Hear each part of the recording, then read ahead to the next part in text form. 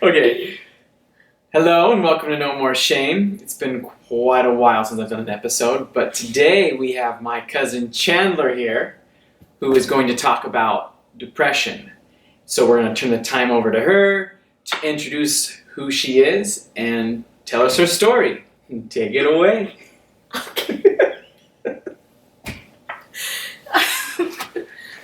Do I look at the camera? I'm really nervous. My name's Chandler. I'm Dillon's cousin, like I just said. I'm going to school to be a teacher of history. And I love The Office and Harry Potter. That's pretty much the only things that define me. Okay. It's true. That's true. I won't. It's fair. And I like to read when I have time.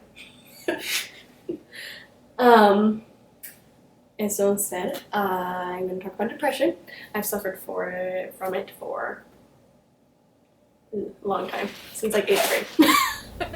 I moved from Orem, you don't know, Orem, Utah. I was in 7th grade and I was very sad. And I thought it was just because I was moving. And I mean, I haven't been told this, but I just thought it was kind of an onset of depression. But then it never went away. I was just always more sad than everybody else, and I didn't know why. Or sad and angry, and I didn't really do anything about it. I just played it off. Most my friends and the people I know, unless I was really close to them, didn't really know how much I was suffering, how sad I was. But then it was honestly probably in college, so my freshman year, I was just so sad all the time. I didn't have motivation to do anything. My college schoolwork, I flunked out of a class because I just didn't want to go. It may have been moving from home to the effective, but I was just so sad all the time. And I didn't get why, because I don't think that my life has been that tough. Like, in all honesty, a lot. I've been provided with everything, but I was just sad all the time.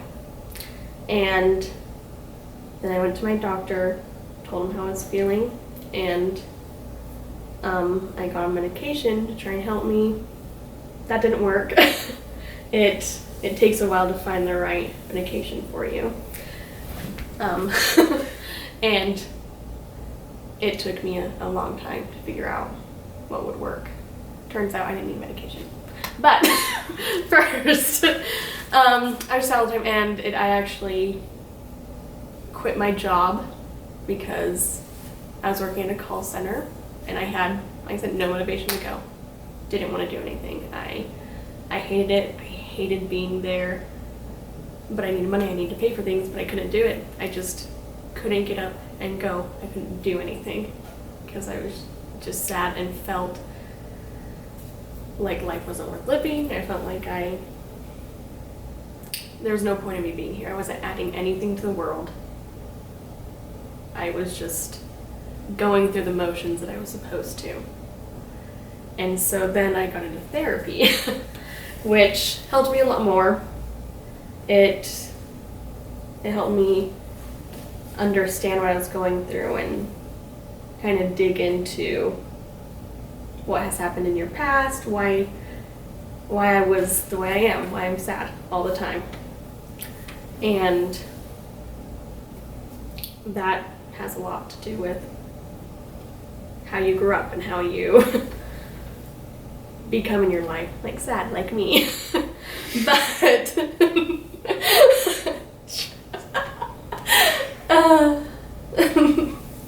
But once I started going to therapy and just trying to understand how to be happy, how to still be motivated and live my life instead of being sad and thinking it's not worth living, I did some soul searching. I found out I was going into a degree I did not want to go into. I had no interest. And so I changed it. And that helped me for a little while. I got happier, I was excited, which I'm still excited for my career, but it was a short-lived happiness of, oh, maybe that's why. Maybe this could solve it, and then it didn't, and so I was sad again, and it's hard. But that's kind of what depression is, which sounds bad, but it's something you have to overcome and you have to fight every day. And it's not easy, and it's not fun, but part of me, when it got pretty dark, I thought about killing myself a lot, and I didn't like that. I didn't like thinking that way, and I just kind of snapped out, and I didn't want to be on my medication anymore because I thought it was affecting me negatively, so I got off that, and I just kind of told myself that every day may be a fight, but I'm just going to try and be happier. I'm going to try to not be sad, to not want to kill myself or not have those thoughts. And as hard as it is, it's a lot easier than the way I was thinking before, because if you keep thinking negatively all the time, you're just going to succumb to it. You're going to be buried in that depression, which I was for a while. But I decided that my depression isn't going to control me.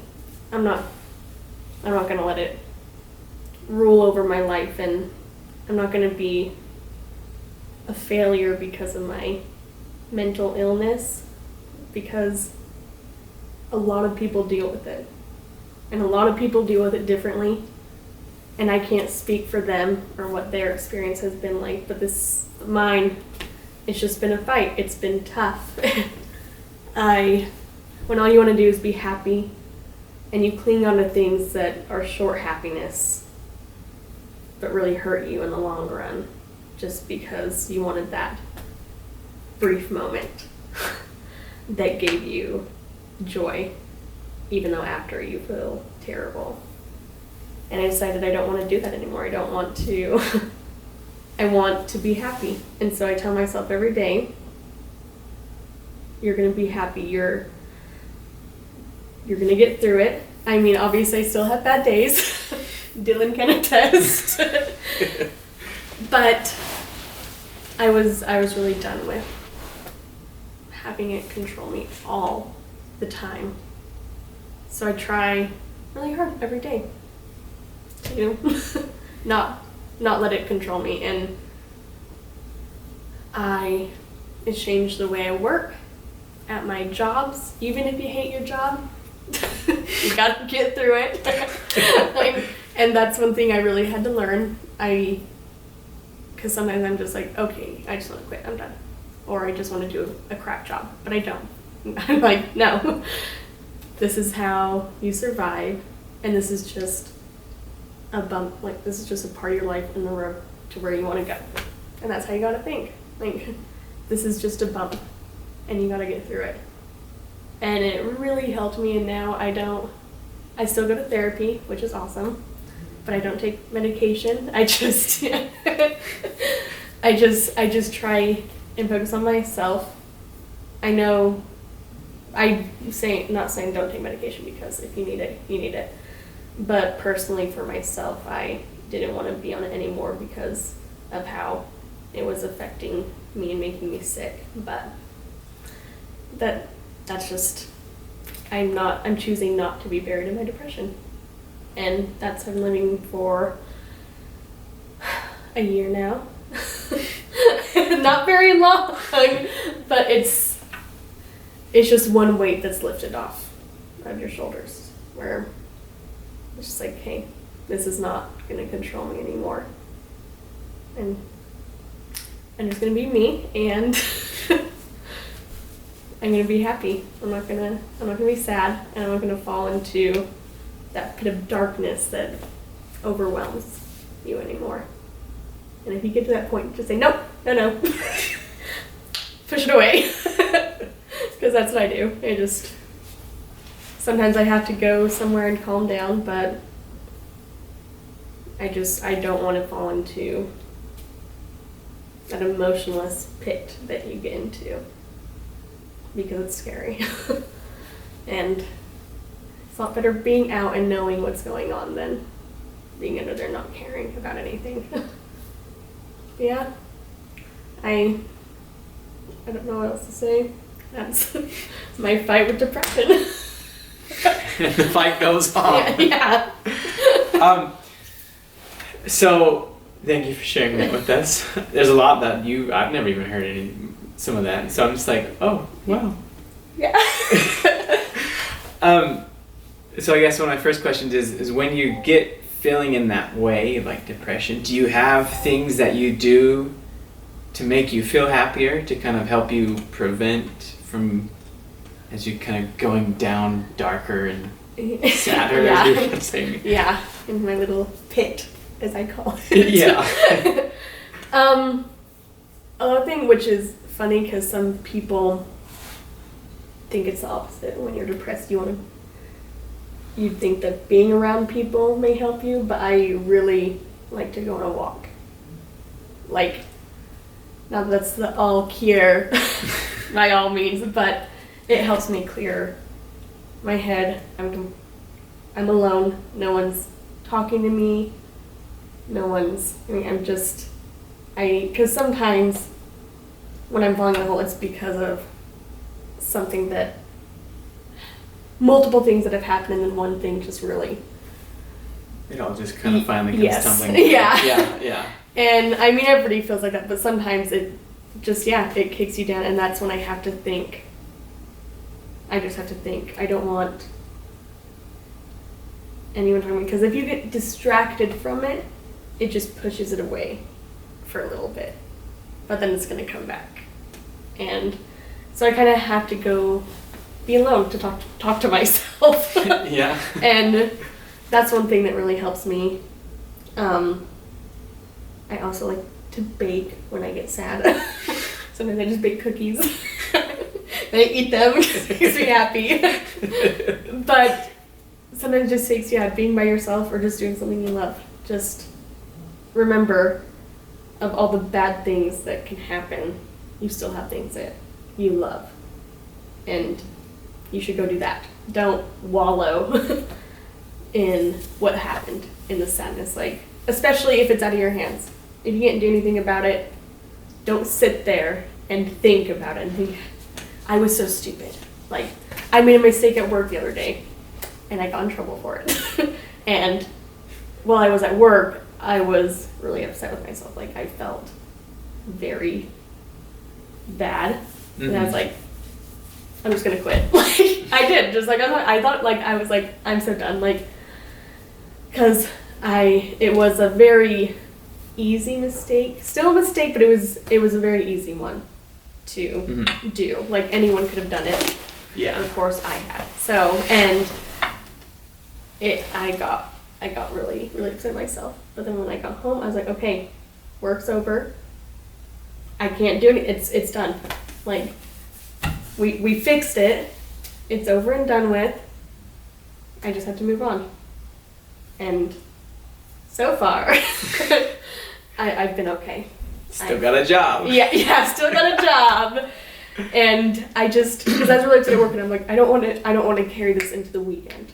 I don't want my weekend to be, like, the one break I get, I don't want it to be ruled by what I did at work, which I used to let happen a lot. So that's something you just have to let things go. Like, obviously, know the mistake you made, and obviously try not to make it again, but you already did it. You can't... Just learn from it and move on. Yeah. Like, don't sit there and wallow in it. A lot of people do that, and that doesn't help you. Yeah, in anything, so. So, when you had moved and you started feeling these thoughts of sadness, you said that you told a couple close people. Did you ever, like, express these feelings to, like, your parents or your siblings or anyone like that? Or is it more just kind of like friends rather than family? It was friends rather than family. I and my siblings can also attest this. Mom, Dad, love you if you see this. but it's hard. I had a hard time with my parents with telling them things.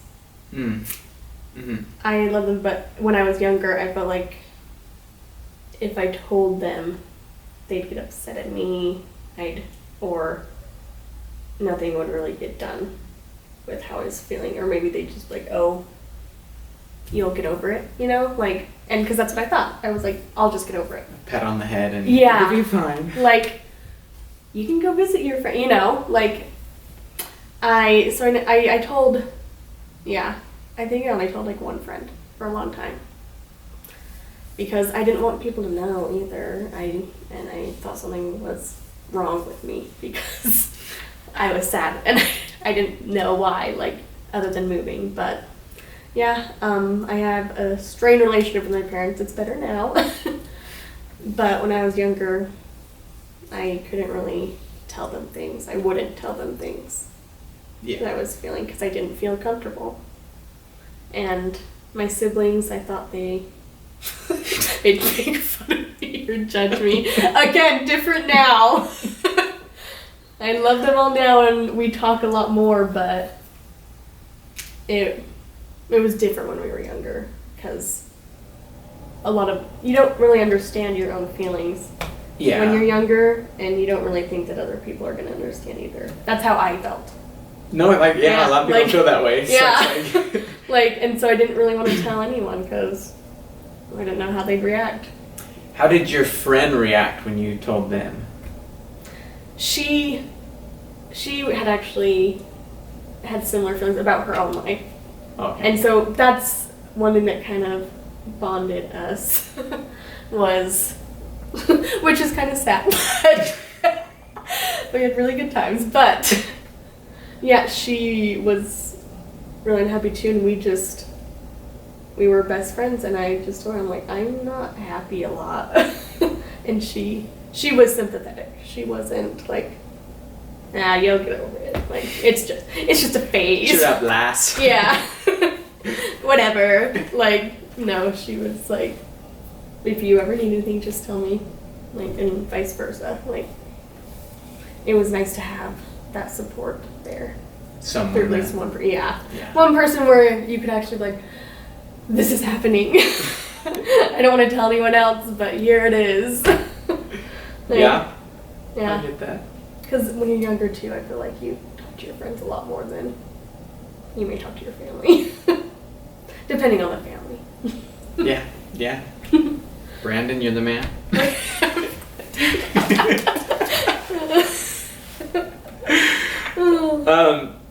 So when you first started going to a counselor, was that when you were in college?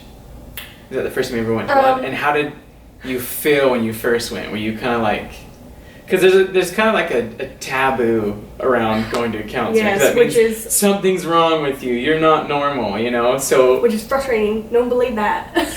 Don't. Yeah. As a They're future amazing. therapist, please don't. Yeah. So the first time I went to a therapist was actually for anger management. Oh. Yes, actually, yeah. So my first therapist with my depression was in college, yes. But the first time I was pretty angry. I had to go. Because in that way it was forced, and it just. Oh, it's so different when you're forced. Yes, and it didn't. I had no connection with therapists. I'm not every therapist you're gonna click with, and I did not click with her, and I hated going. I hated her. And so it's hard. So it was really hard to go on my own. But when I did, I found an awesome therapist. And he's awesome. And if you go to college, they have mental health centers. It's just like the medical center. You go, mental health centers, and you get it for cheaper. Mine is $10 a session. So. Which is really cheap. Yeah. So as long as you're going to school there, you can get mental help. And that was kind of a game changer for me. My friend told me, she's like, reach out your college and go there, and I did, and it has really helped me in That's awesome. so many ways, even other than my depression. Like, even if you don't, you don't have anything.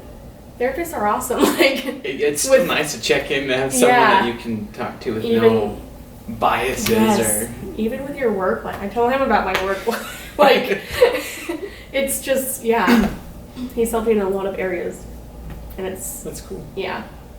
And so, yes, I mean, I tell everyone I go to therapy because I tell everyone to go to therapy. And you need therapy. And you need therapy. Just because it's helped me so much, I'm like, go. Like, why are you not? Like, and right now, because of the pandemic, it's just over, like, a video call, which I thought would be weird, but it's actually not as weird as I thought it would be. So, there's that, like, so that makes it easier. People are like, oh, I don't have time to go. Well, guess what? It's in your house, so you can go. Yeah, you can be driving and you can go. Well, maybe not the best, but yeah, I mean, there are still some people who... Is it weird? Sometimes it will stop recording, so I was just making sure it's still recording. Oh, yeah, there's still some people who have told me, like, I don't want to go because, like you said, of the stigma around it that something's wrong with you. And I'm like, something is wrong with you. Go get help. Yeah. Like, not in a bad way. To be perfectly honest, something is wrong with you. Yeah, like, you need help with your brain. Like, it's just like, oh, my foot's cut off or something, but I'm not going to go to a doctor. Like, you just need help. Oh, she's so sweet. But yeah. There's nothing wrong with going to therapy. Like, the stigma around it is frustrating because... because a lot of people didn't go get help because of this thing or how they think they would be portrayed. Yeah. And it prevents people from going. Yeah. And some people have died because of that. Yeah. So... Sadly. Yeah. So, well... Thank you for promoting that. Yes. Last question. You've kind of already given a few pieces of advice while you're telling your story, but what advice would you give to somebody if they came to you and said, hey, I'm struggling with the same thing? What would you say to them? Obviously go to therapy, if I didn't make that clear. But I'd also tell them not to... You don't have to tell everyone, but don't necessarily hide it, because there's also been times like when I say I don't want to do anything, I don't have any motivation, it's even to see friends or see family. I don't want to.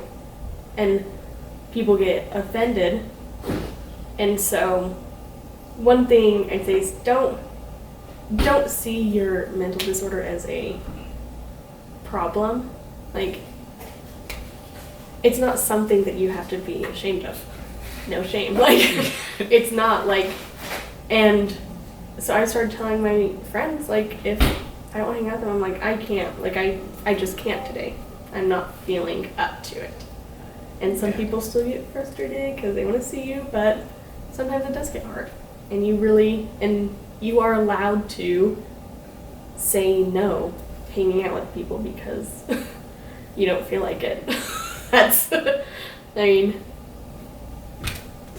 the day. Yeah, because sometimes I feel really crappy after telling some people that I don't want to hang out with them. But it's not them, it's because I just don't feel like it.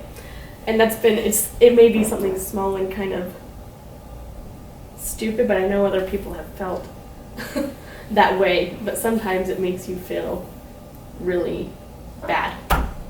But don't let it. You need time for yourself. You are important. Don't forget about you. Yeah, exactly.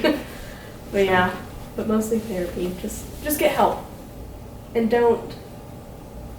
actually tell your parents. I should have told my parents a long time ago.